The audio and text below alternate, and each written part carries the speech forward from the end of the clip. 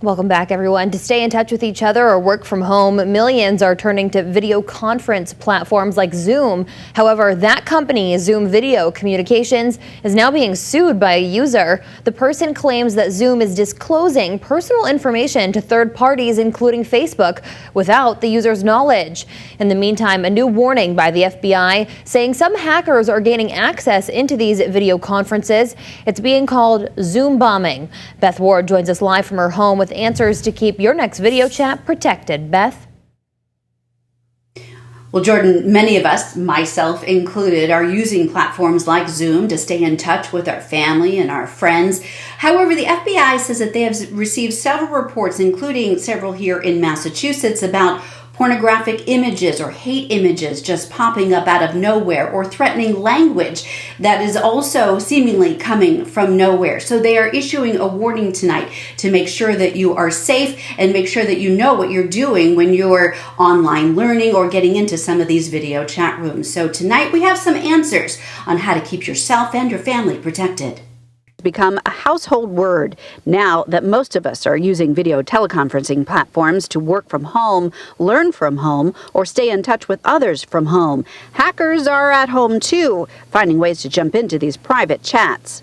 Pranking, more or less. Some of it's not so funny. Somebody put a swastika in a video stream, so it's not very humorous for most people. Tech expert Stan Prager of Go Geeks in East Long Meadow tells Western Mass News it's not clear exactly how these hackers are gaining access. Because it's breaking news, we don't know exactly how they're getting into it, but as a result, somebody could potentially break into your Zoom session, listen in, and get confidential information. Prager says within Zoom, choose the private option before beginning. The FBI also gives this advice: require a meeting password or use the waiting room feature to control the admittance of any guests.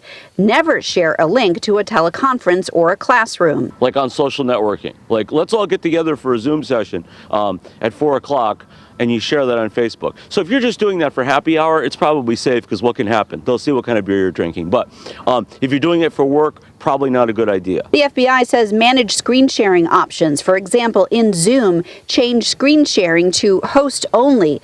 Prager says one of the biggest things you can do is to make sure your home network is secure. Zoom can have all the security in place possible, and so can your workplace. But if you're working from home and your own home network is, has no password on it, for instance, or has a password that's easy to break into, or a variety of other things, somebody could get in through that locally. The biggest and perhaps the most simple way to prevent hacking, he says, just like in school, take attendance. So there's supposed to be 12 people on the call, right? Take attendance. Are there 12 people on the call? Get some sense, right? Because you can see how many people have logged in. If there's 13 people on the call, who is that?